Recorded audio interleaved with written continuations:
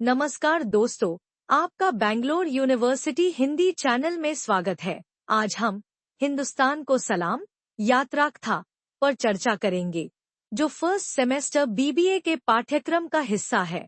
इसके महान लेखक कमलेश्वर हैं और यह कहानी गद्य सागर पुस्तक में शामिल है। चलिए इसे समझते हैं। हिंदुस्तान को सलाम यात्रा कथा का सारांश। कमलेश्वर जी द्वारा लिखित यह यात्रा कथा डॉक्टर बर्नर के हिंदुस्तान में बिताए गए 12 वर्षों के अनुभवों को बेहद सजीव और भावपूर्ण शैली में प्रस्तुत करती है। यह रचना मुगल काल की गहराइयों में प्रवेश करते हुए भारतीय समाज, संस्कृति, परंपराओं और मानवीय संवेदनाओं के विविध रंगों को उजागर करती है। यात्रा कथा में सबसे पहले बर्नर जी उस समय की शाही परंपरा का वर्णन करते हैं, जहां किसी शाही नौकर की मृत्यु के बाद उसकी संपत्ति राज्य द्वारा जब्त कर ली जाती थी।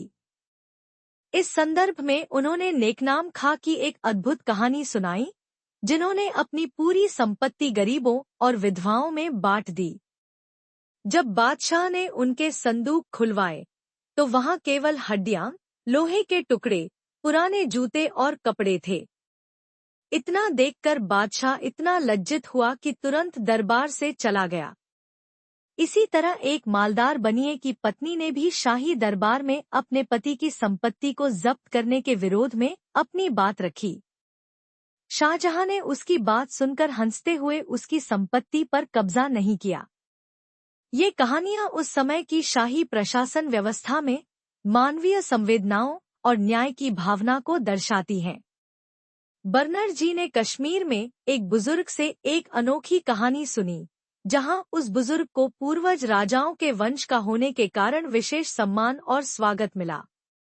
लोगों ने उसके सामने उपहारों के ढेर लगा दिए और अपनी सुंदर कन्याएं उसके सामने प्रस्तुत की, ताकि उसकी वंश परंपरा आगे बढ़े। यह कहानी उस समय की सामाजिक व्यवस्था और सम्मान की संस्कृति को दर्शाती है। सती प्रथा पर बर्नर जी ने कई दर्दनाक और हृदय विदारक घटनाओं का वर्णन किया। एक कहानी में, जहां एक विधवा अपने पति की चिता में जलने के लिए दृढ़ संकल्पित थी, बर्नर जी ने उसे समझाने का प्रयास किया और नवाब दानिशमंद खां की ओर से उसके बच्चों के लिए पेंशन का प्रस्ताव रखा, लेकिन वह अपने निर्णय से नहीं हटी। उसने यहाँ तक कहा कि अगर उसे सती होने से रोका गया तो वह दीवार से सिर फोड़कर मर जाएगी। एक और हृदयस्पर्शी घटना में, जहां एक स्त्री ने अपने पति की हत्या करके उसके साथ सती होने का नाटक किया और अपने प्रेमी को भी अपने साथ जला लिया। इन कहानियों से सती प्रथा की त्रासदी और उस समय की सामाजिक विसंगतियों का यथार्थ चित्रण होता है। बर्नर जी ने हिंदू मुस्लिम संबंधों पर भी महत्वपूर्ण टिप्पणियां की।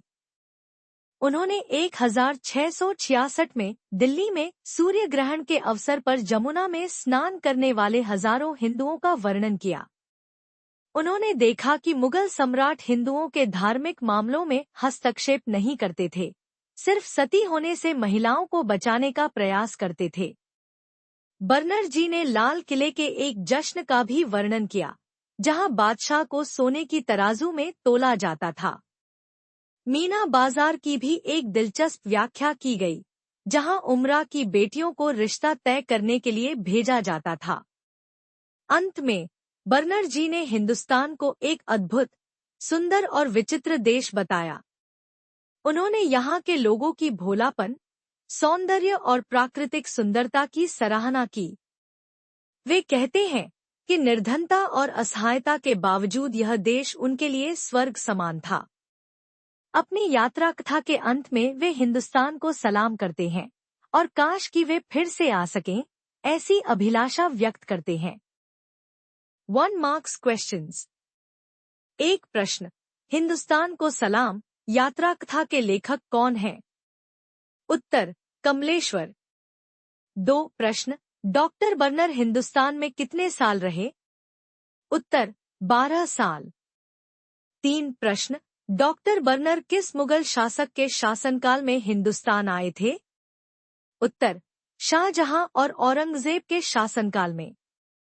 4 प्रश्न, डॉक्टर बर्नर ने अपनी यात्रा कथा किस वर्ष में समाप्त की? उत्तर 1670 में। 5 प्रश्न। नेकनाम खां ने अपनी संपत्ति किसमें बांटी? उत्तर गरीबों और विधवाओं में। 6 प्रश्न। सती प्रथा में कितनी महिलाएं एक साथ जल मरीं? उत्तर एक साथ 5-6 महिलाएं। 7 प्रश्न। डॉक्टर बर्नर ने कहाँ सूर्य ग्रहण देखा? उत्तर दिल्ली में 1666 में। 8 प्रश्न। थानेसर कुरुक्षेत्र में कितने लोग स्नान के लिए एकत्र हुए? उत्तर लगभग 1.5 लाख आदमी। 9 प्रश्न। बंदी दास किसका मीर मुंशी था? उत्तर स्वामी दानिशमंद खाका। 10 प्रश्न। मुगल शासक हिंदुओं के धार्मिक मामलों में क्या करते थे? उत्तर हस्तक्षेप नहीं करते थे। 11 प्रश्न। लाल किले में बादशाह को किसमें तोला जाता था? उत्तर सोने की तराजू में। 12 प्रश्न। मीना बाजार में किसके द्वारा दुकानें लगाई जाती थीं? उत्तर उमरा की पत्नियों द्वारा। 13 प्रश्न। औरंगजेब ने किन कलाकारों को आने से मना कर दिया? उत्तर कंचनियों को। 14 प्रश्न। जहांगीर के दरबार में बनाड़ को कितनी दैनिक निखवाह मिलती थी? उत्तर 25 रुपए प्रतिदिन। 15 प्रश्न। डॉक्टर बर्नर ने हिंदुस्तान को किन शब्दों में वर्णित किया? उत्तर अजीबोगरीब, खूबसूरत, हसीन, महान और विचित्र। 16 प्रश्न। डॉक्टर बर्नर ने हिंदुस्तान में क्या देखा? उत्तर भोले लोग और आकर्षक प्राकृतिक दृश्य। 17 प्रश्न। हिंदुस्तान में सती प्रथा के संबंध में डॉक्टर बर्नर की क्या राय थी? उत्तर अत्यंत आश्चर्यजनक और दुखद। 18 प्रश्न। दिल्ली की किस महिला की कहानी प्रसिद्ध थी? उत्तर अपने प्रेमी के साथ सती होने वाली महिला की। 19 प्रश्न। डॉक्टर बर्नर ने अपनी यात्रा कथा में किस चीज की सराहना की? उत्तर हिंदुस्तान की दरिद्रता के बावजूद स्वर्ग जैसी प्रकृति। 20 प्रश्न। डॉक्टर बर्नर ने किसे सलाम किया? उत्तर हिंदुस्तान के कण-कण को। हिंदुस्तान को सलाम के संदर्भ के साथ व्याख्या और विशेषताएं। 1 पंक्ति। मैंने हिंदुस्तान की खूब सैर की। मैंने इसको एक अजीबोगरीब मुल्क पाया। बड़ा खूबसूरत, बड़ा दिलचस्प, बड़ा महान और बड़ा विचित्र। संदर्भ। यह पंक्ति लेखक कमलेश्वर जी की यात्रा कथा हिंदुस्तान को सलाम से ली गई है, जो गद्य सागर पाठ्य पुस्तक में संकलित है। प्रसंग। डॉक्टर बर्नर भारत यात्रा के दौरान इस देश के विविध रूपों का अनुभव करते हैं। यह पंक्ति भारत के सौंदर्य, संस्कृति और परंपराओं के प्रति उनके आश्चर्य और सम्मान का परिचायक है। डॉक्टर बर्नर ने भारत को न केवल प्राकृतिक सौंदर्य से भरपूर पाया, बल्कि इसकी सांस्कृतिक और सामाजिक विविधता ने भी उन्हें गहरे प्रभाव में डाला। व्याख्या। डॉक्टर बर्नर के इस उद्धरण में उनके मन में भारत के प्रति प्रेम और श्रद्धा की गहरी भावना व्यक्त होती है। इस यात्रा के दौरान उन्होंने भारतीय समाज की विभिन्न असमानताओं को देखा, लेकिन इन सब के बावजूद भारत की खासियत और अनोखेपन ने उन्हें मंत्रमुग्ध कर दिया। यहाँ के लोग, उनका जीवन, उनके रीति रिवाज, सभी कुछ डॉक्टर बर्नर के लिए एक नई दुनिया की तरह थे, जिससे वे प्रभावित हुए। विशेषता। इस पंक्ति में भारत की विविधता और भव्यता का चित्रण है। यह भारतीय संस्कृति की एकता और विभाजन को दर्शाती है, जहां विभिन्न धर्म, भाषा और रीति रिवाज होते हुए भी एक अद्भुत संतुलन पाया जाता है। 2 पंक्ति। मैं हिंदुस्तान को सलाम करता हूँ। हिंदुस्तान के कण-कण को मेरा आखिरी सलाम। अपने दोस्तों का अलविदाई सलाम। काश मैं दोबारा यहाँ आ सकता। संदर्भ।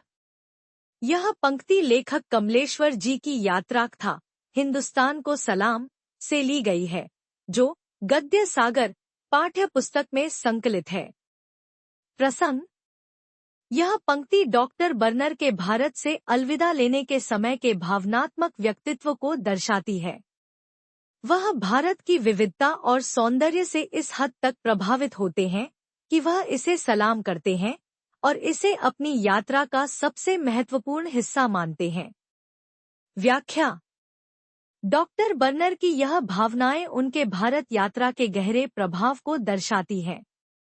उन्होंने जिस तरीके से भारत की प्राकृतिक और सांस्कृतिक सुंदरता का अनुभव किया, वह न केवल एक सैलानी के दृष्टिकोण से था, बल्कि एक ऐसे व्यक्ति के रूप में था जिसने भारतीय समाज और जीवन के विभिन्न पहलुओं को देखा और सराहा।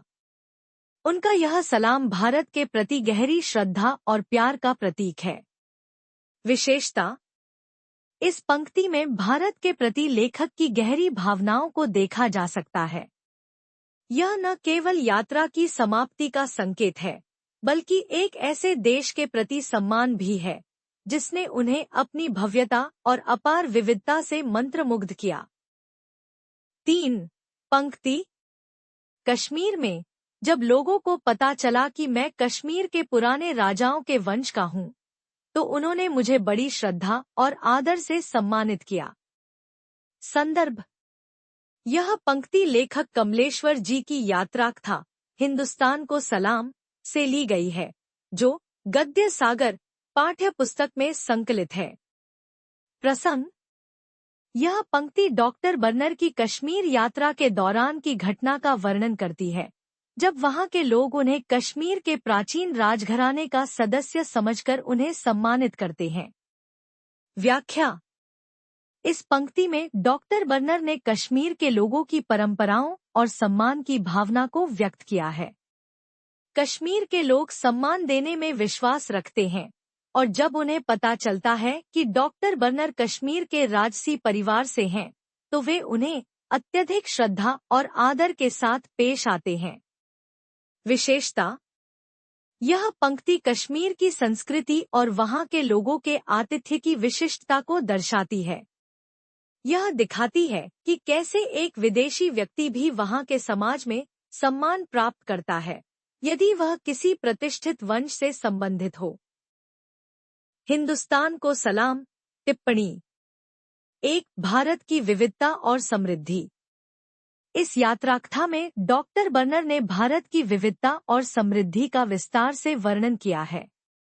उन्होंने भारत के विभिन्न धार्मिक, सांस्कृतिक और सामाजिक पहलुओं को देखा और महसूस किया। उनके अनुसार भारत एक ऐसा देश है जहां विविधताओं का मेल है। यहाँ के विभिन्न प्रदेशों, भाषाओं और परंपराओं ने भारतीय समाज को एक अद्भुत मिश्रण बना दिया है। डॉक्टर बर्नर ने कश्मीर, दिल्ली, राजस्थान और बंगाल जैसे विभिन्न क्षेत्रों की यात्रा की और प्रत्येक क्षेत्र की अपनी विशेषताओं का उल्लेख किया।